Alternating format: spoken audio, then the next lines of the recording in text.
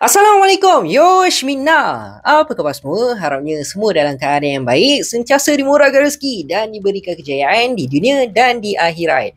Okay guys, hari ni kita nak borak pasal apakah yang berlaku dalam manga Boruto Two Blue Vortex chapter yang ke-20.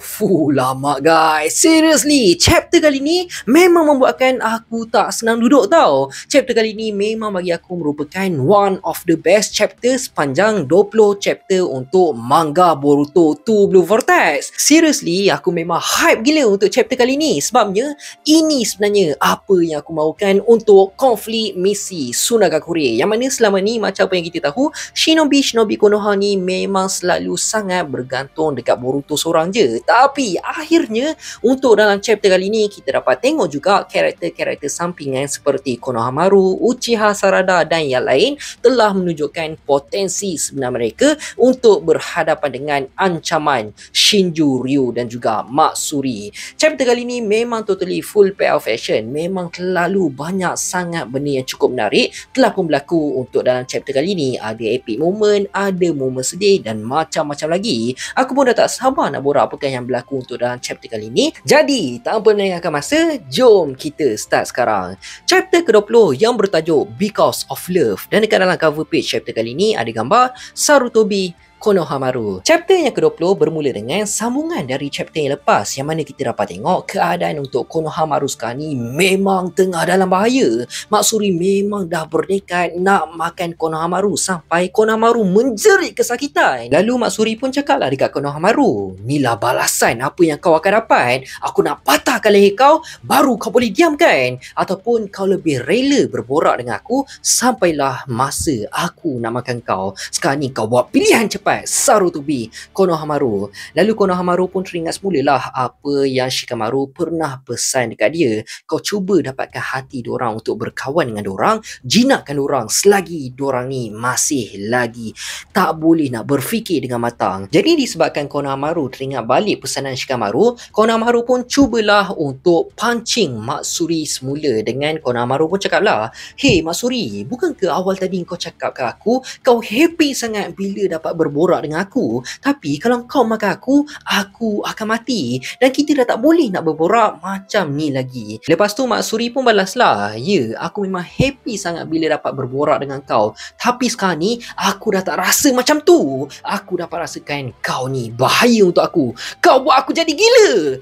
Aku punya naluri sekarang ni suruh aku hapuskan kau secepat yang mungkin. Kau buat aku jadi tak keruan. Jadi aku kena makan kau untuk hilangkan segala apa yang aku rasa sekarang ni." Dan lepas dari itu, Matsuri terus je tekan kepala Konohamaru sehinggakan Konohamaru meraung kesakitan. Jadi sekarang ni bawa beralih pula situasi dekat tempat pertarungan tim Sarada menentang Ryu, yang mana kita dapat tengok diorang semua sekarang ni memang tengah struggle gila untuk berhadapan dengan Ryu. Lagi-lagi selepas je pedang Araya telah pun dipindahkan oleh Ryu ke tempat yang lain, membuatkan pertarungan mereka lebih sukar untuk menewaskan Ryu. Jadi Ryu pun cubalah untuk serang Araya menggunakan Iron Sam beliau. Lalu Araya telah pun menggunakan jutsu Wind Style Sandstorm Blast untuk counter semula serangan Ryu. Tapi malangnya serangan Ryu tu terlalu kuat untuk Araya sehingga menyebabkan serangan tersebut telah pun berjaya untuk menyerang Araya. Dan dalam masa yang sama, Mitsuki yang tengah dalam form Sage Mode terus je cuba untuk melakukan serangan balas terhadap Ryu. Mitsuki pun cubalah menggunakan serangan ular beliau untuk menyerang Ryu. Diorang pun lawan punya lawan, dan sampailah satu masa sewaktu Mitsuki tengah cuba untuk menyerang Ryu, secara tiba-tiba Ryu telah pun mengawal tubuh Araya untuk menghalang daripada serangan Mitsuki. Dan disebabkan hal tu juga membuatkan pertahanan Mitsuki menjadi longgar. Lalu Ryu terus je mengambil kesempatan untuk melakukan serangan balas terhadap Mitsuki, sampaikan Mitsuki pun terus je berubah menjadi form normal semula. Lepas tu Ryu pun tak berhenti macam tu je guys. relax. Ryu terus dia menangkap Araya dengan Mitsuki menjadi tahanan untuk beliau. Jadi melihat akan keadaan sekarang ni seakan dah tak berpihak dekat orang, Araya pun terus dijerit dekat Yodo dengan Sarada untuk selamatkan diri secepatnya mungkin. Sebabnya ancaman Ryu ni memang berada di level yang lain. Malah Ryu pun terus dia tekan lagi tubuh Araya sehingga kan Araya dalam kesakitan. Sambil tu Ryu ada cakap, berhenti cakap benda yang mengarut. Aku tak akan biarkan korang semua terlepas daripada aku. Tapi kalau aku bunuh korang semua pun kat sini tak ada guna juga.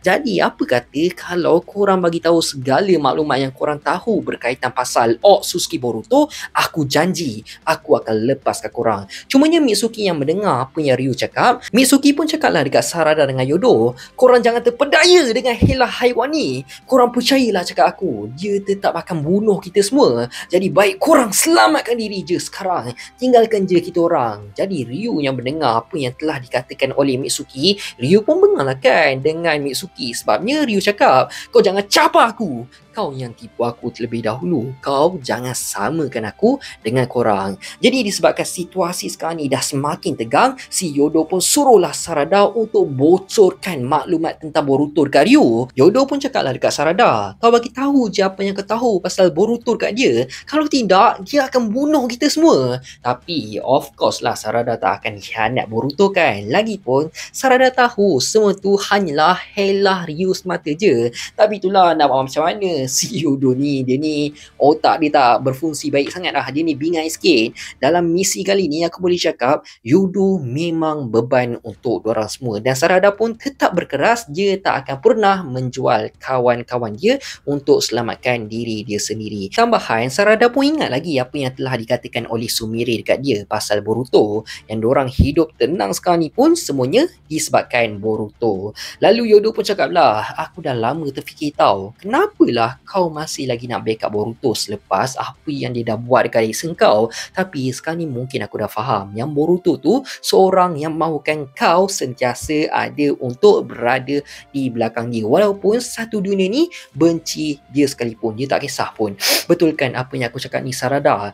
Sebabnya aku rasa benda yang sama juga macam Shinki. Tapi tak lama kemudian Ryu terus je mencekik Mitsuki lebih kuat lagi. Sambil tu Ryu ada cakap, hello, korang dengar tak apa yang aku cakap tadi? So, macam mana? Korang nak aku bunuh korang semua ke? Macam mana sekarang? Lalu, tak lama lepas tu, secara tiba-tiba, Yodo suruh Ryu untuk tunggu sekejap. Dan tanpa disangka, secara tiba-tiba, Yodo telah pun offerkan diri dia dekat Ryu untuk jadi kuli Shinju. Sebabnya, Yodo ada cakap, dengan kemampuan dia, sedikit sebanyak berkemungkinan boleh membantu dorang untuk mengesan di manakah Boruto berada sekarang. Tapi, sebagai ganti, Ryu kena lepaskan dorang bertiga. Kiranya Yodo ni macam nak berkorban untuk dorang semula kan. So, lepas dari itu, bawa beralih semula situasi dekat tempat Konohamaru dengan Matsuri. Yang mana kelihatan sewaktu Matsuri tengah cengkam kepala Konohamaru dengan cukup kuat, secara tiba-tiba, tanpa disangka, Matsuri telah pun menitiskan air mata. Dan secara jujur kan,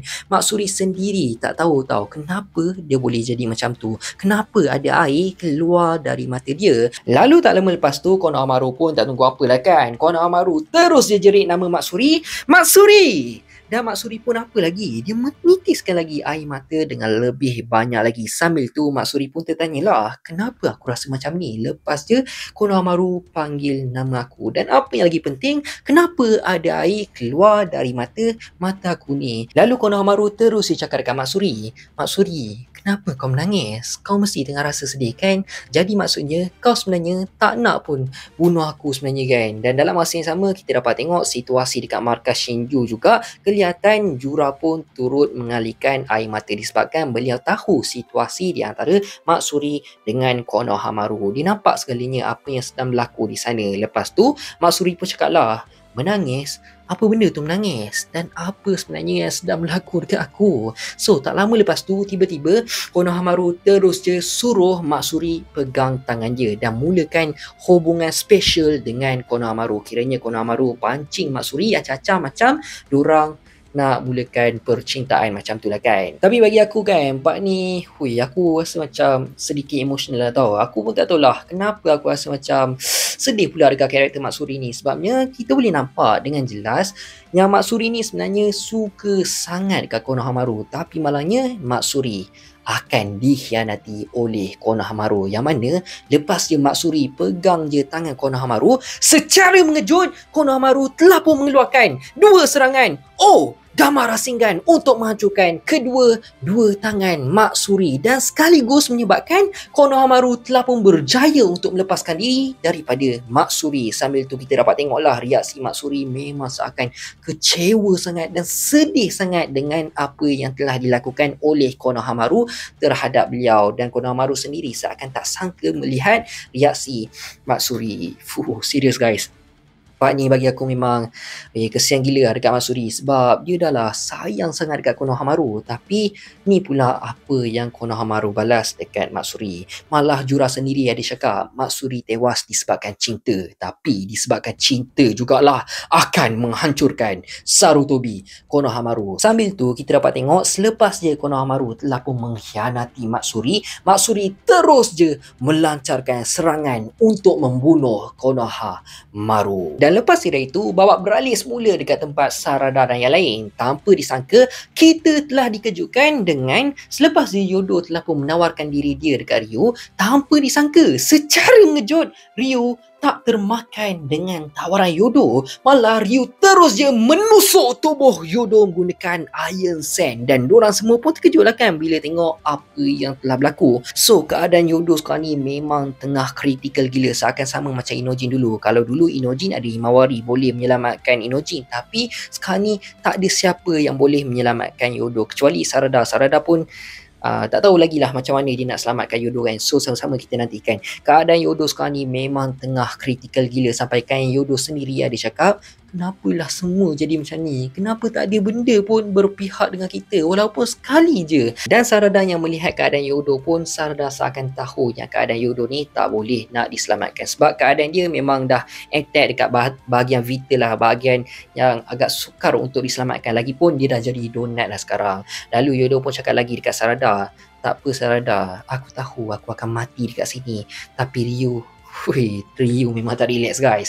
Dia tak berhenti macam tu je guys, yang mana tak lama kemudian Ryu terus je menangkap Sarada dan ingin mengawal Sarada. Tapi kan guys, secara tiba-tiba Yodo ada cakap dekat Sarada, aku tak tahu apa yang sedang berlaku sekarang, tapi aku boleh dengar dengan cukup jelas yang kau tak faham apa sebenarnya yang patut kau buat sekarang Sarada.